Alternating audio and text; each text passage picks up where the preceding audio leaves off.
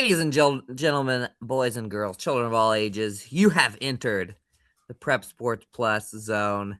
It is Southeast Iowa Union Prep Sports Plus for February 12th, 2026. You got Andy, you got Jack, you got Peter. How's life, Jack? Life's not too bad. It's a busy season. Busy season. Super Bowl champions, Peter and Jack here. Congratulations. I have two takes. I have two big takes on the Super Bowl, you guys. But first, Jack, I want you to take this time to to tell me what it's like to have your team win the Super Bowl, because it has not happened in my lifetime to the Bears. It was very glorious. I watched the game with Peter, who's also a Seahawks fan. Was not expecting this. I was basically like a nervous feeling for the entire season, all the way through the Super Bowl, no matter how good it got. Um, you know, to be honest, I feel like a little bit winning that Rams game kind of felt like the Super Bowl in a way, just because they felt even scarier than the Patriots did. But it was pretty sweet. They the way they dominated on defense. It was I get objectively, for probably people who didn't have a dog in the fight, were probably like, this is a boring, very boring game. But it was very exciting in the second half when they picked off. The Patriots start coming back. They pick off Drake May. Then they get that interception return for a touchdown. And it was just it was like 12 years ago all over again. Which is Super Bowl Seahawks won against the Broncos, where their defense just absolutely clobbered them. So it was very nice. I was very excited, very happy for Sam Darnold. Like, I think most people probably are, even if you're not a Seahawks fan. It's a pretty awesome story to see him accomplish that. So I was elated, Andy. That's the feeling I can give you. Elation. I, I love that. By the way, I saw a funny video where a girl turned on the 2014 Super Bowl, the one with Tom Brady, where is Seahawks Patriots, and her and I think probably like her sorority friends, they all look like college age girls, and it went for like an hour before, and nobody said anything. Oh, That's a very funny, jeez. very funny prank, very funny little joke. She made a video That of it, that got a is lot of funny. attention for it. So, my two takes were: one, I was the only person that said that I thought the Patriots are going to win. In fact, I said I thought they were going on a bad call. I would like to say that if the Super Bowl was like if it was double time, like it was 8 quarters, the Seahawks would have won by like 50 points. That was like, I think the what it ended up being like a 16-point game or something like that. Yeah. That's pretty much as close as you could have possibly asked for, because it was a complete drubbing, Yeah, it and was a Drake beat May got down. absolutely murdered. And yeah, Sam Darnold really didn't even have to be that good. He managed the game. He didn't turn the ball over. That was the big thing. He couldn't give the Patriots points, and he didn't. It made So me happy to see him happy, because he seems like a really cool guy. And he kind of has been um, bullied by the world because of the mono thing and because of the seeing ghosts and all that stuff. So congratulations to all the Seahawks. My other take, because I went in, and of course nobody, the bad thing about the Super Bowl kind of being a clunker of a game, and really I don't think were there any like really star commercials. I, there were a couple of decent ones, but yeah, I don't remember many that I was waking up Monday and hearing the world talk about X commercial. There was no Doritos commercial. I was very surprised. I usually Which always is wait for the great. Doritos one. Lay's had like a serious commercials. The commercials suck. So then everyone, any discourse is about the halftime shows, and Mhm. I saw a little of both, and I knew that there were some haters on one side of the aisle that said that Bad Bunny sucked, and there's some haters on the other side that said the Kid Rock sucked. And I think it was a good night for the haters, because I watched a little of both, and I didn't really like either. I liked So I liked the Bad Bunny performance, but um, I thought it was a cool, like, and obviously it sucks because you always get people at the game. I feel like almost always don't like the halftime show, but the halftime show is yeah, not made for the people at the game. It's made for the yeah, TV. it's for the people on TV. Right. And I think that was it Katy Perry? So was it Katy Perry who Lady. jumped off the thing and caught the football? Oh yes. That, in my opinion, raised the bar so high, and nobody's been able to quite get to that. Uh and then I had beef last year, because they were like, who's Kendrick Lamar? He was like big last year, and he had like some lyrics. They're like, oh, he's daring, like he's gonna Yeah. say these lyrics. They told him not to. And then when it came to those lyrics, I think he just like smiled, or so. He didn't actually say them, and then they're still giving him credit. And I was like, well, he didn't do it.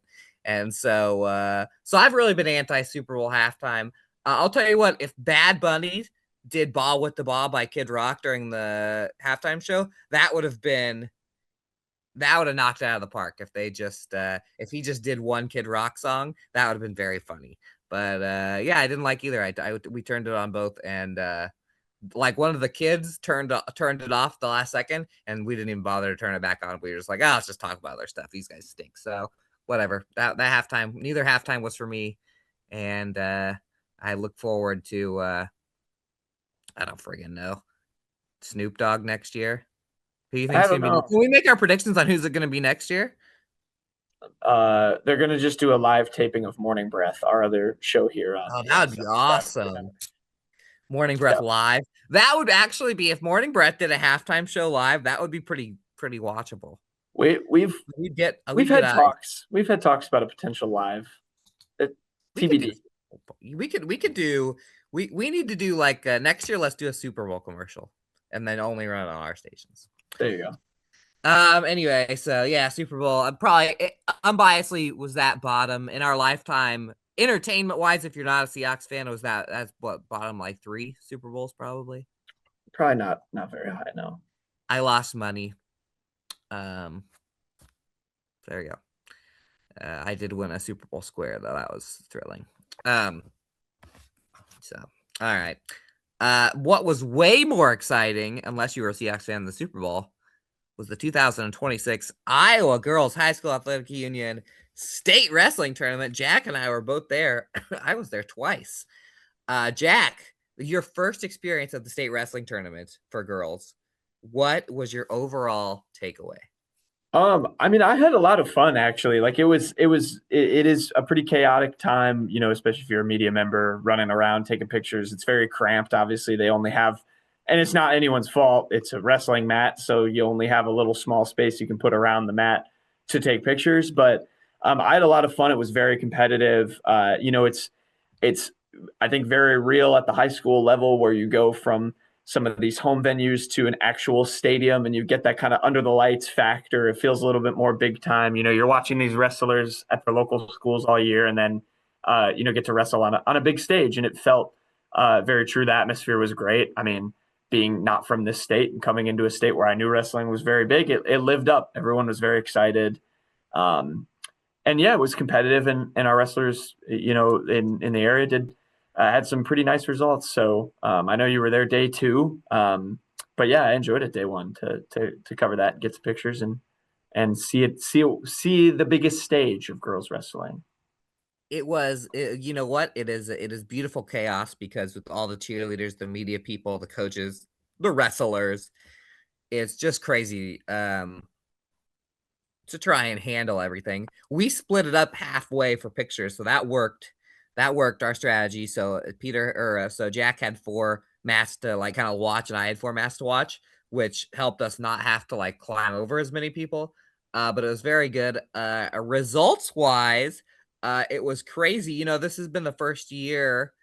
I guess not the first year, but first year beside the very first year. The last 2 years, we had the odds of Sigourney Kyoto's Rihanna Utterback being our best finisher were like 99 out of 100. This year, it was like, oh, there's a lot of kids that could have gotten anywhere between like first and like, not placing. And so our best finisher ended up being Sophie Miller from Mid Prairie, who lost her second match at 145 class 1A. All of our wrestlers are 1A. Mount Pleasant are only 2A team. They didn't get anybody in, but she lost her second match and then came all the way back. Jack, not only did she come all the way back, she won a historic Union area clash with Haley Peterk of Pekin, one of 2 Union area battles during the thing. She actually outlasted the girl who beat her in that second round. They didn't have to wrestle again, but she did better.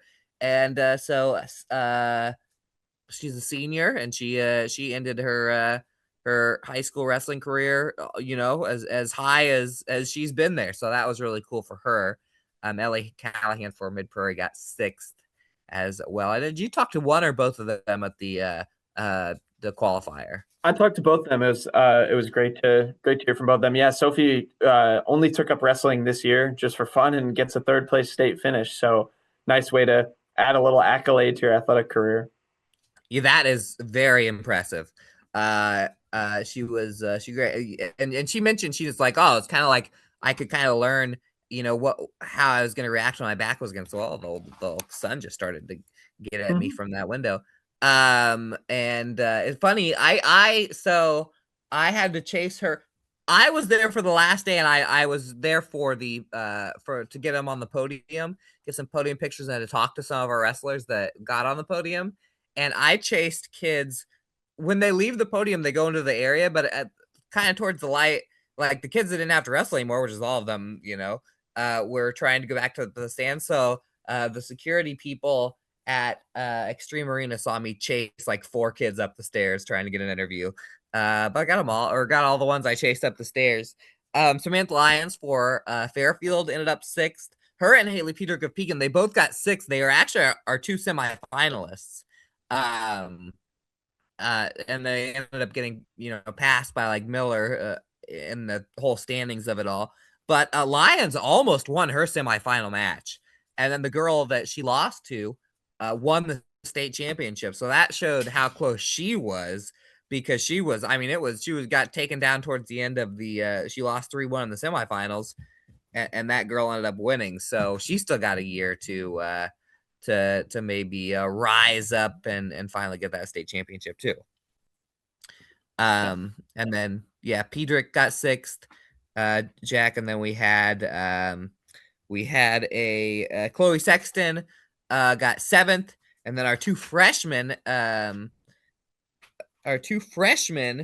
Bristol Wiley and Sweeting, Wiley and Sweeting, Wiley of Van Buren, Sweeting of Highland, both got 8. So 2 freshmen on the podium too. So we've got some stuff to look forward to here in the coming years.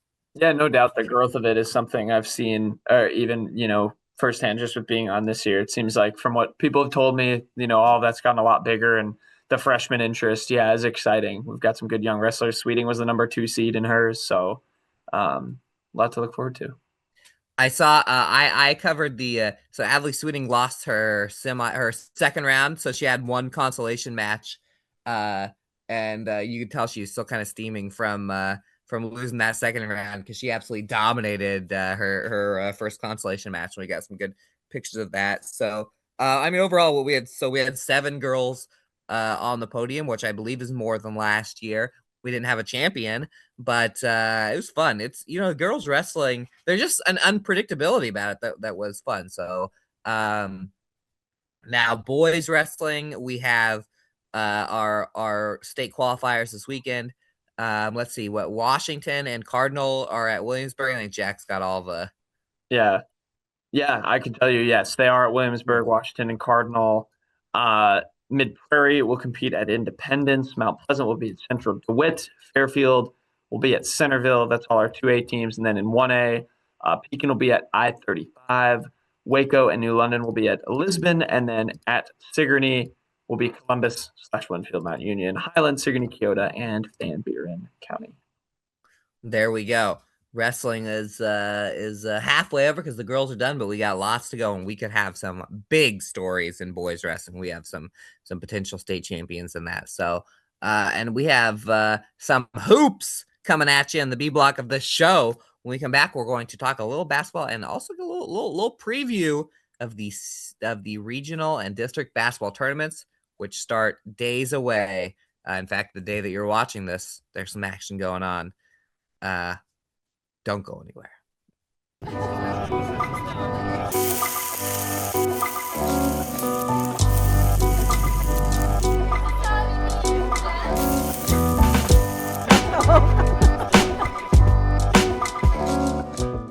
Introducing Hy-Vee Market Grill, where every meal is a delight. Start your day with our mouthwatering breakfast options and savor flavorful lunches with friends and family. Cap off your day with our delectable dinners. Hy-Vee Market Grill, where every moment is delicious. The Connie and Amanda team is dedicated to giving back to our community by actively engaging with our clients, businesses, and the public. When it comes to helping you find your next home, investment, or commercial space, the Connie and Amanda team is here for you. At WCHC, our goal is to take great care of our patients and our staff. We are able to approach you, take care of your issues, but also give you a path, as far as referrals or treating you right then and there. Our role in the community is taking care of something that matters to everyone. It's their family and their health. More than you expect for your health care. Southeast Saudi and Prep Sports Plus, powered by Fairway, as well as all the beautiful, beautiful local companies that you see scrolling across your screen right now. Trust those local companies with your life because they're part of our family. They're part of the Prep Sports family. And if you're watching this, so are you. Jack, oh, my voice cracked. Jack, little basketball. It's the calm before the storm right now, I would say.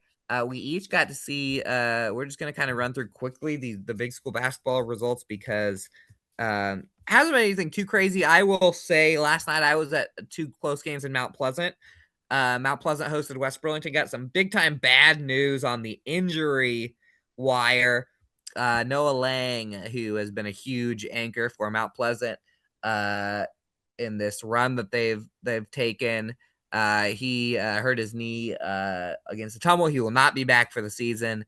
So big time loss for the Panthers, who were playing so well. They were leading against Keokuk at Keokuk. They beat, Atumwa by 30 points a couple nights ago. Oskaloosa. They beat Oskaloosa. They beat Mid Prairie. They had a close, even without him, they were up double digits against West Burlington last night. Ended up losing in overtime.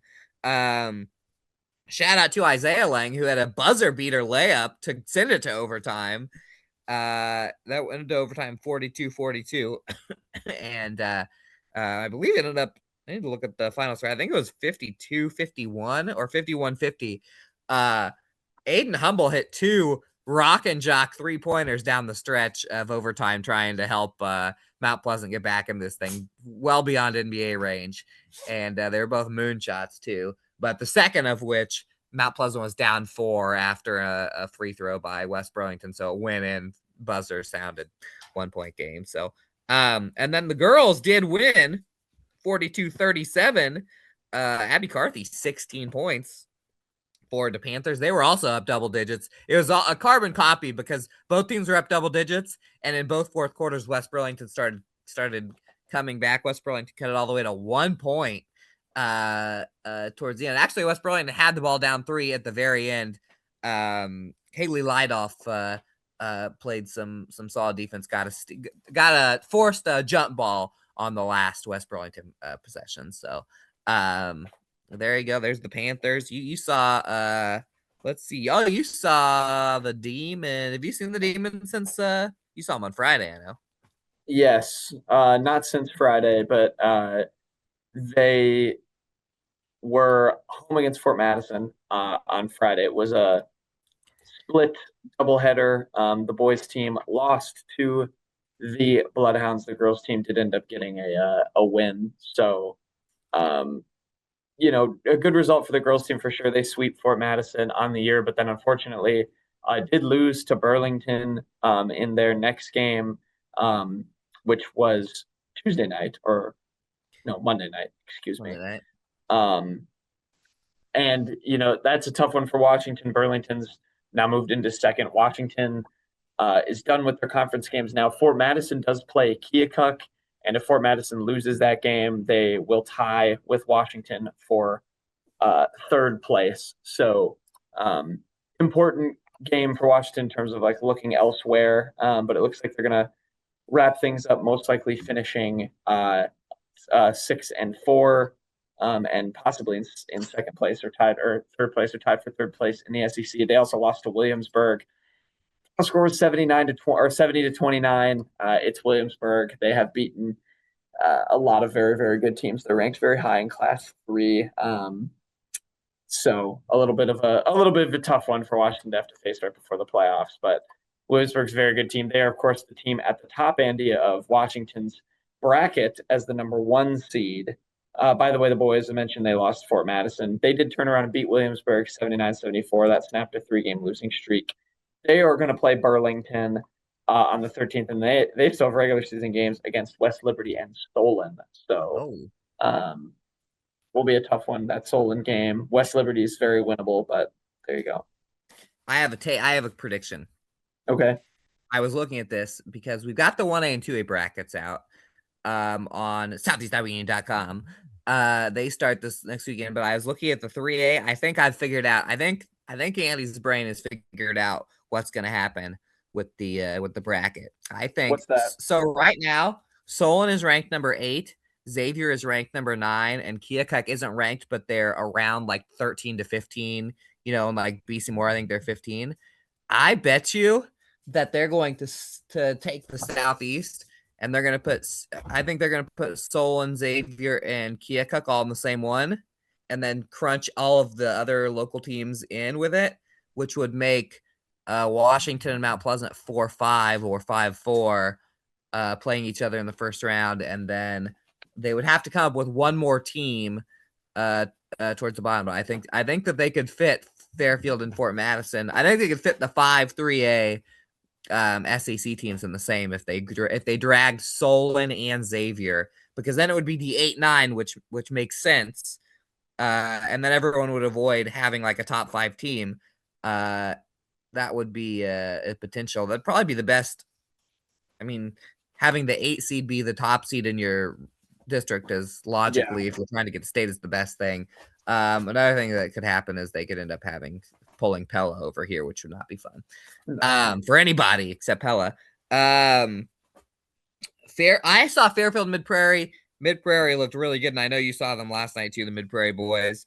75-28 Mid Prairie at Fairfield. They scored 30 points in the first quarter, led 47-16 at halftime. Mid Prairie was all over Fairfield. Bryce Henry scored 18 points, and Mid Prairie just locked in immediately and never let up. They looked really, really good. A tough one for Fairfield. And then you saw them play Alburnett last night, a team with a pretty darn good record. Yeah, and they beat Mid Prairie by 11 on the boys' side in the first matchup, and then Mid Prairie exacted revenge. Safe to say, they won by 20. Same thing. It was a 1-point game after the first quarter, and then Mid Prairie won the second quarter 20-7 and didn't look back. Henry had 21 in that game. Hudson Ehrenfeld 12. Tristan Kohler and Brooks Weber both had 11, and then the girls' team also beat Alburnett by 20. Comfortable game for them. Jovi Evans had 22 in that one, and it's interesting because they would have both been done with their regular seasons, both the boys and girls, for Mid Prairie, and this is probably a good segue into the playoff talk, but they have to play a rescheduled game against Regina Catholic, which is coming up here on Friday, I believe. Is the reschedule? Yeah, it's Friday because we're 13th. Yeah, so 13th. That is big. The boys, it's actually okay because they got a first round bye in the 2A districts, so they don't play until February 19th. They'll play either Mediapolis or Louisa Muscatine, which is the 3-6 game. But the girls have to turn around and play 2 days later on Saturday against Albia in their first playoff game of the season. That will be at home. So, a good chance for Mid Prairie to maybe advance. They'll play a home game if they win as well, as I believe the 3 seed in that. But a tough one because, of course, Iowa City Regina, they are number 3 in boys, and they're ranked. I forget where exactly they are. Maybe number 12 for girls. So 2 very good teams for both boys and girls coming in there, and then you got to turn right around for the Mid Prairie girls and head right into the playoffs. And I'll tell you what, the Mid Prairie boys, if they were to make a run in the playoffs, which I think they have a good chance of doing, Iowa City Regina could be the team they played to go to state. Regina is in the sub-state. They're in the other one. Regina. Yeah. So it's familiar opponents for Mid Prairie boys. I'm excited. Those Mid Prairie girls games. I looked at that bracket. On the other side of that, like the second round team would be Pella Christian or Sheraton, which are both good teams and kind of interesting matchups for Mid Prairie to go against. Pella Christian's 9-9, but they play only good teams. And then Sheraton, I saw Sheraton against Fairfield. They looked really good. So fun times to be had for anyone who's wanting to watch some good basketball with the Mid Prairie Golden Hawks. I did go to the Super Conference boys championships anyway. We had 3 teams in the Super Conference Final Four, like the top 4, like the top teams play against each other for the SEI SC title, and then second place teams. Highland girls played Mediapolis, undefeated Mediapolis. Did not go well. 70-41 Mediapolis won. So Highland girls could not win the the shootout title. And then the boys, the second place game was pretty darn close. 53-48 Mediapolis beat WMU. Wolves came all the way back from like 19 points down in the third quarter and had a shot to cut it to 1 that rolled out. And so Wolves took forever to get going, but they did look pretty dangerous towards down the stretch. Isaac Egley had 17. And then Hillcrest and Notre Dame. Hillcrest was within 6, and I thought they should have been leading. They played so well in the first half. And then Notre Dame stinking turned it on and never looked back. 86-58. Nikes win the Super Conference and apparently get medals now because there's a medal ceremony. That hadn't been a thing before. So look at that. Something to play for next year. So yeah, small school tournament action comes out this weekend. We'll be all over Southeast Iowa. You guys will probably see us. Yeah. I mean, I can just give a quick run through of that. Do that. So obviously the 3A and 4A brackets for the boys, they do not come out yet. They will come out on Monday, February 16th. So we'll find out where Washington, Fairfield, and Mount Pleasant will go. But as far as the small schools, our first game actually is coming up on Thursday because they have the preliminary round of the sub-state. So it's the 8-9 game. New London Highland. That'll be an all-union matchup. They will play Notre Dame, the winner of that. Same sub-state, District 9 over there in 1A. Pekin will play Seymour in a 2-7 game. Winfield Mount Union will play Danville in a 4-5 game. So both those teams get home games. Waco will be in the 6-3 game. They will travel to face Holy Trinity. And then in District 10, which is the other district, which is interesting, particularly if, say, Hillcrest and Pekin get through it, they would have to play each other to go to state, which would be quite something. They'd obviously have to beat some good teams, Burlington, Notre Dame in particular, to do that. But Hillcrest in a 2-7 against Wapello, and Kyoto is actually the 3 seed in that same district. So they could potentially play Hillcrest. In the semifinals, they will play Twin Cedars. We already talked about Mid Prairie. Columbus, they will play Durant in District 10 in 2A. That's a 4-5 game. Durant has the 4 seed. And then in District 9, Van Buren County also got the 5 seed. They'll play EBF.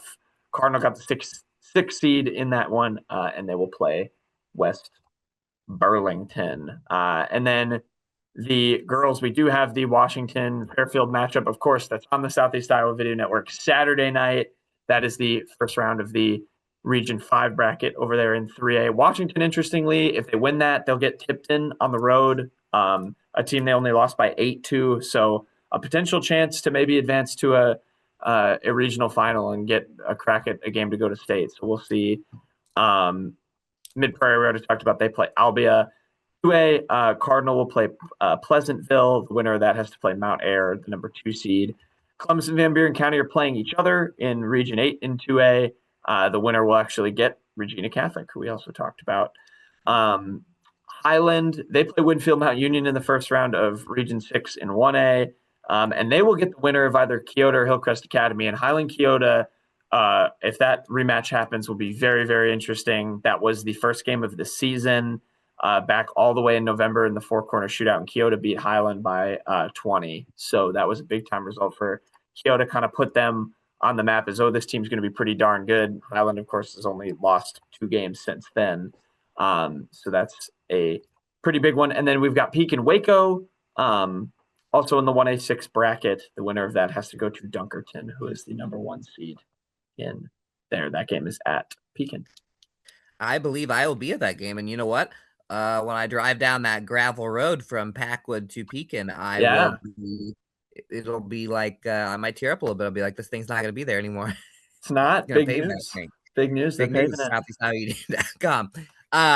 My number one ranked game excitement wise so far that we know about is that Highland Kyoto Girls. I think that will be a showdown of epic proportions. People are going to get up for that one if they meet. So we'll see if the Wolves, who did get a little healthier. I saw Kelly Milks is now playing for WMU. They see if they can pull off the big upset. Or the Ravens also. So I like that when our teams play. I know that some people are like, oh, they shouldn't have teams play in the first round that are on the same conference, but I just like the opportunity to see multiple. That's all we got for hoops. Talk a little bowling when we get back, and then yeah, we'll say our goodbyes. So you don't want to miss our goodbyes, do you? Stick around. Attention Hy-Vee shoppers, introducing Hy-Vee Perks, your ticket to exclusive savings and rewards. Access exclusive perks, prices, earn gas discounts, and unlock special deals. All this for free. Join Hy-Vee Perks today and start saving.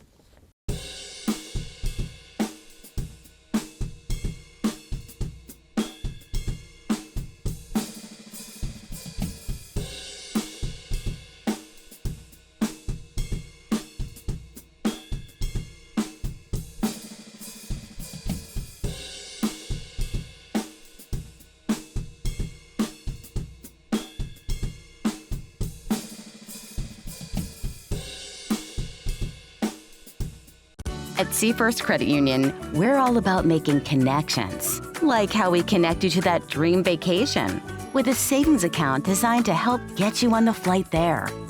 Connect with Seafirst today and see why together is better. Bring the kids and share the memories at the 2026 Midwest Old Threshers Reunion. Experience the sights, sounds, and traditions of steam engines, antique cars and trucks, tractors, and more. First visit or a family tradition. Enjoy home-style food, the excitement of an Old West shootout, and nightly entertainment. For generations, this is where memories are made. Celebrate history and make new memories at the Midwest Old Threshers Reunion, September 3rd through 7th in Mount Pleasant, Iowa. Visit oldthreshers.com for more details. In the heart of rural Iowa, where community matters most, the connections we make are made to last. Meet KCTC, your hometown internet, phone, and TV provider. At KCTC, we're not just about technology, we're about people. Our dedicated team are your neighbors, committed to bringing you top-tier services right where you live. We believe in giving back to the community that raised us. Experience the power of a real connection with KCTC. Join us in building a stronger, more connected Southeast Iowa.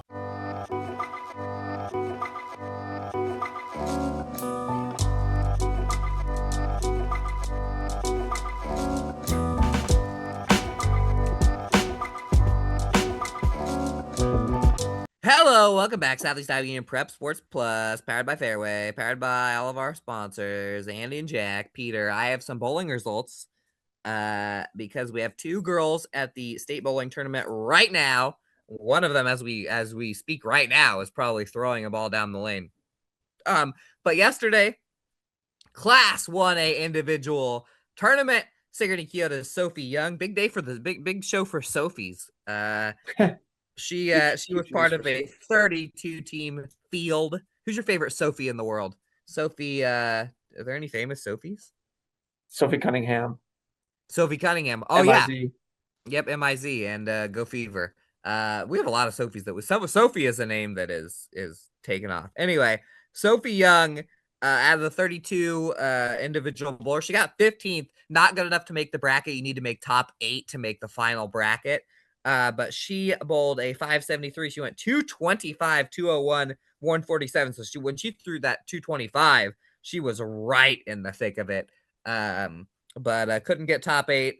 There was there's a Liza Muscatine girl that got top 8. And then so they went to the bracket play, and let's see which seed won here. Congratulations to Olivia Steins from Comanche, who won from the 5 seed. Little March Madness 5 seed over the 1, 225 to 220. That was probably crazy. Wow. And then she won the championship 193 to 185. That was probably crazy. Oh my goodness, that we had some good stuff at the 1A bracket play. And then 2A individually starts today. Savannah Smith will be going for the Panthers of Mount Pleasant, but that's today. That's today when we're recording. Today when you guys are watching is the next day, so we don't know. Find out. Yeah. And that's pretty much it. Congratulations to the U.S. Women's hockey team, by the way, for absolutely putting it on Canada yesterday. Ready to watch that happen again during the gold medal game. Yep. That was we have the preamble to the Constitution. That was the preamble to the constant smashing that we're gonna do against Canada in the gold medal game if they even make it. That's all we got. You got anything else, Jack? No, very excited for playoff hoops. District wrestling will be a lot of fun, and we're here. It's the prime of the winter sports season, the end times. It's the end times. It's prime time. And Jack, you just enjoy that warm weather of being inside while we still have it, because after winter sports postseason, the next time we're covering sports, we're gonna be freezing our stinking butts off at some early season track and soccer. Thanks a lot to the groundhog, by the way, for screwing us over again. I heard that the groundhog has like a 40% rate. Did you see that? At Potawatomi Phil or whatever. Puxatawny Phil at Picking Winter. Yeah, he's got a losing record. I didn't know that. Anyway, that was probably just a lot of people that was probably, anti-PETA people just trying to rip on animals. Well, that'd be pro-PETA people. Would they be because they don't want him to do it? Right. Oh, yeah. I guess my brain said they were anti-PETA so much that they hated animals, but you're right. That would be pro-PETA people. There's no way PETA likes that he does it. Yeah. Isn't natural, though? He just goes out and sees his shadow. Yeah, I don't know. He has to sit there for that stupid speech they do. But PETA doesn't like anything, so. Yeah, you're right. PETA doesn't. You know what? If PETA did the halftime show next year, I don't know what I'd do. I wouldn't be cruel to any animals. So I guess I really have no answer to them. So yeah. That's it. That is no animals were harmed in the making of this video.